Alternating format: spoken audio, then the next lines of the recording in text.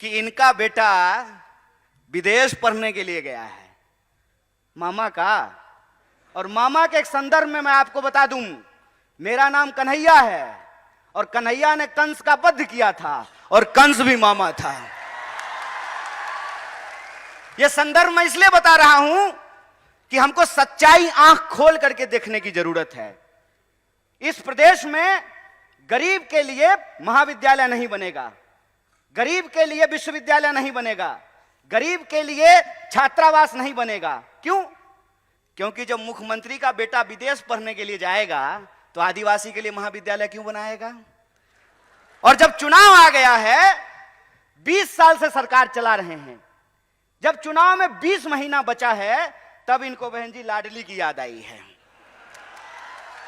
और क्या कह रहे हैं कि हम 2000 रुपया दे देंगे।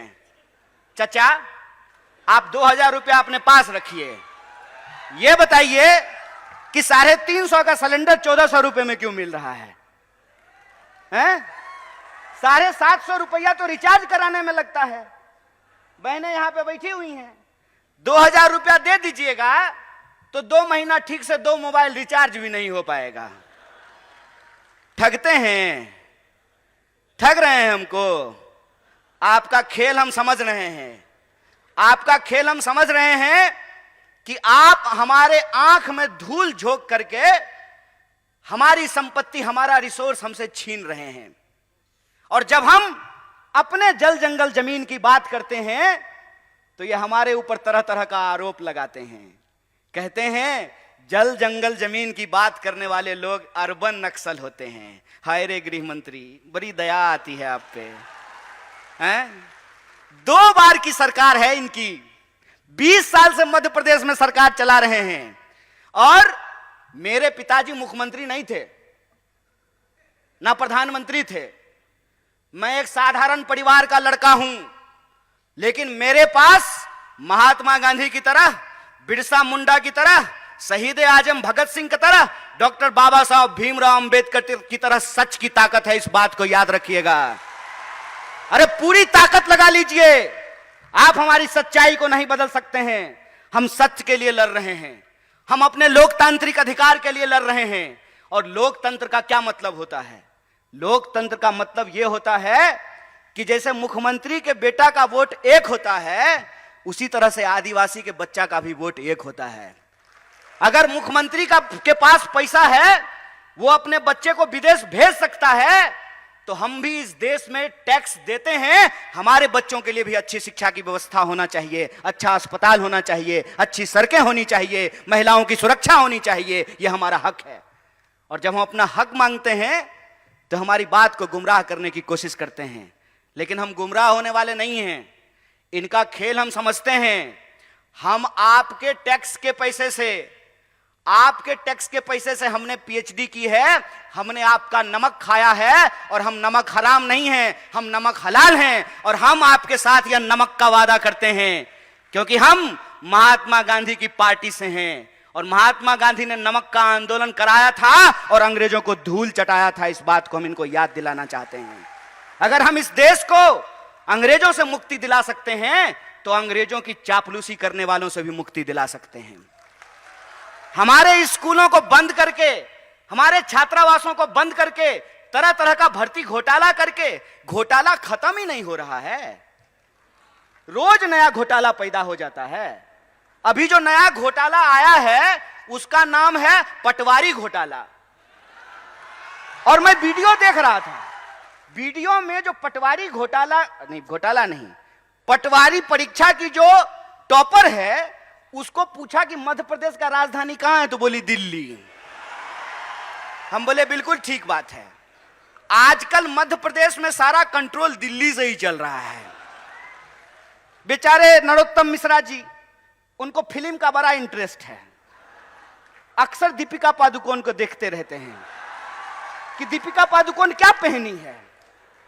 अरे राज्य चला लो यार, गृह मंत्री हो, तुम्हारे राज्य में सबसे ज्यादा महिलाओं के खिलाफ अत्याचार हो रहे हैं, सबसे ज्यादा आदिवासियों के खिलाफ अत्याचार हो रहे हैं।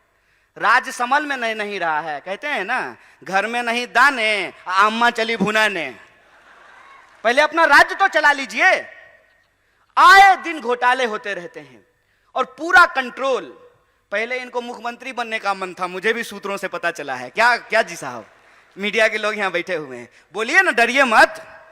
अरे लोकतंत्र है, सबको बोलने का हक है। अरे हम लोग तो एक नारा लगाते हैं, जगह है कितनी जेल में तेरे, देख लिया है देखेंगे। कितने लोगों को जेल में डाल देंगे।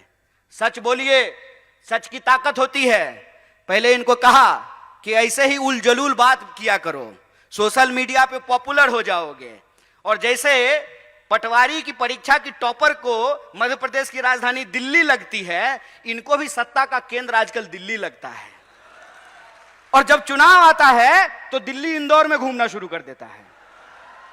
आजकल दिल्ली इंदौर घूम रहा है। तो जब आ ही गए हैं नेकी और पूछ पूछ, तो इनसे पूछ लेना चाहिए कि क्यों घोटाले पे घोटाले हो रहे हैं, क्यों आदिवासियों के खिलाफ अत्याचार हो रहे हैं, क्यों महिलाओं के खिलाफ अत्याचार हो रहे हैं, क्यों आपके द्वारा किए गए एक भी वादे पूरे नहीं किए गए हैं। और जब चुनाव आया है, लाडली योजना, समझ रहे हैं साहेब, अपने लाडले के लिए ये लाडली योजना लेकर के आए हैं। साहब, ये सच्चाई हम देख रहे हैं। इस सच्चाई को मैं अपने आदिवासी भाई बंधुओं से कहना चाहता हूं, अपनी बहनों से कहना चाहता हूं कि ये मौका है कि जो 20 साल से आपने अत्याचार झेला है, उस अत्याचार का आपको बदला लेना है और उनको एहसास कराना है कि राजा का बेटा राजा नहीं होगा। यह लोकतंत्र की ताकत है। और लोकतंत्र की ताकत यह है कि सब लोगों को चुनाव लड़ना पड़ता है। कमलनाथ जी भी चुनाव लड़ते हैं, दिग्विजय सिंह जी भी चुनाव लड़ते हैं, और नरोत्तम मिश्रा को भी लड़ना पड़ता है। एक उदाहरण आप मुझे सोच करके बताइए। और यहां पे चूंकि कांग्रेस के वरिष्ठ नेता मौजूद हैं और हमारे आदिवासी भाई बंधु हैं, इसलिए कहना जरूरी है कि श्रीमती गांधी को 2 बेटे, संजय गांधी और राजीव गांधी, दोनों कांग्रेस में थे। बाद में संजय गांधी जी की पत्नी बीजेपी में चली गई, चुनाव लड़ी, चुनाव जीती। राजीव गांधी जी की पत्नी भी चुनाव लड़ी, चुनाव जीती। तो बीजेपी में लोकतंत्र कैसे है और कांग्रेस में राजतंत्र कैसे है?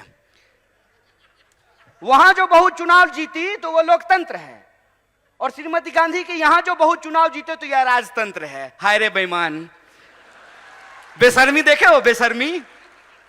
अरे वे कांग्रेस पार्टी ही है जिस पार्टी ने इस देश में जमहूरियत को स्थापित किया है। और यह जमहूरियत की ताकत है कि राहुल गांधी जब अमेठी से चुनाव जीतते हैं तो इनके नजर में वो राजतंत्र है, और वो मैडम जो है, सास जो कभी बहू थी, है ना, वो जब अमेठी से चुनाव लड़ी है तो लोकतंत्र है। हाय रे चोरी। मैं तो यही कहता हूं कि अगर इस देश में पंडित जवाहरलाल नेहरू नहीं होते ना, तो नरेंद्र मोदी भी देश के प्रधानमंत्री नहीं हो पाते। अगर इस देश में गांधी नहीं होते, इस देश में अगर भगत सिंह नहीं होते, इस देश में अगर बिरसा मुंडा नहीं होते, इस देश में अगर डॉक्टर बाबा साहब भीमराव अंबेडकर नहीं होते, तो एक आंगनबाड़ी का बेटा खड़ा होकर के 2 मुख्यमंत्री के सामने भाषण नहीं दे रहा होता।